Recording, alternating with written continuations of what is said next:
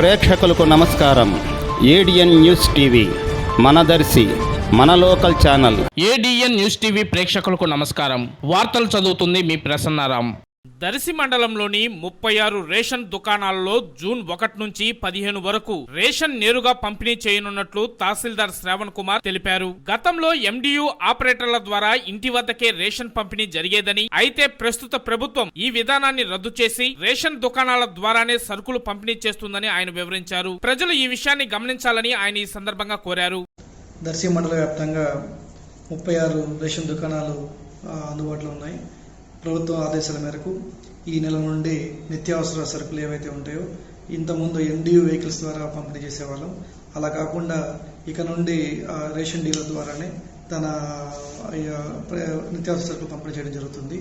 ఈ మార్పును అనేక మాధ్యమాల ద్వారా మీకు తెలిసి ఉండొచ్చు, కానీ ఇది ప్రత్యేకంగా గమనించగలరని మండల ప్రజలను కోరుకుంటున్నాను. అలాగే 1వ తారీఖు నుండి అంటే ఉదయం 8 గంటల నుంచి 12 గంటల వరకు, అంటే ఉదయం పూట అయితే, తర్వాత 4 గంటల నుంచి 8 గంటల వరకు సాయంత్రం పూట రేషన్ సరుకులు అనేది రేషన్ డీలర్ ద్వారా తీసుకోవచ్చు.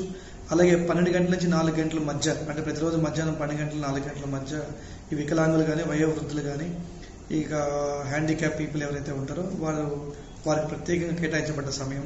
సో అక్కడ ఆ టైంలో దాన్ని వినియోగించుకోవాల్సిందిగా కోరుకున్నాను. అలాగే ఇంకొక చెప్పాల్సిన పని ఏంటంటే, డీలర్స్ యొక్క బిహేవియర్ ఏవైతే ఉంటుందో తన దగ్గరికి వచ్చే రేషన్ కార్డుదారుల పట్ల చాలా మర్యాదపూర్వకంగా ఉండాలి. అలాగే ప్రతి రేషన్ దుకాణం దగ్గర నిత్యావసర సరుకులు ఏ రేట్లో మనం ఇస్తున్నామో, గవర్నమెంట్ ఇస్తుందో దానికి సంబంధించిన డిస్ప్లే బోర్డు ఒకటి ఏర్పాటు చేసుకోవాలి. అంటే ఈ ప్రక్రియ మొత్తం కూడా ప్రతి నెల 1వ తారీఖు నుంచి 15వ తారీఖు లోపల ఉదయం 8 గంటల నుంచి 12 గంటల ఉదయం పూట అయితే, 4 గంటల నుంచి 12 గంటలు 8 గంటలు అనేది సాయంత్రం పూట, 12 గంటల మధ్యాహ్నం నుంచి 4 గంటలు దివ్యాంగులు, వికలాంగులు వీళ్ళందరికీ కూడా.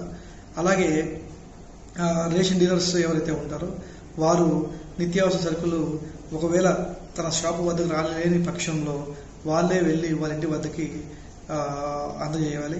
ఈ ప్రక్రియ మొత్తం కూడా ఎక్కడ కూడా ఎండియు ఆపరేటర్కి ఇన్వాల్వ్మెంట్ ఉండదు. రేషన్ డీలర్ ద్వారానే ప్రతి సరుకు కూడా లబ్ధిదారు చేకూరుతుంది. కాబట్టి ఈ మార్పుని ప్రభుత్వం ఏవైతే ఉంటుందో వారు అనుకున్న ఆశయం ప్రకారం వారు ఆదేశించిన ఆదేశాలను అనుసరించి ప్రతి రేషన్ డీలర్లు కూడా ఇది పాటించాలని చెప్పేసి మండల వ్యాప్తంగా కూడా ప్రజలు ఈ మార్పును గమనించాల్సిందిగా కోరుతున్నాను.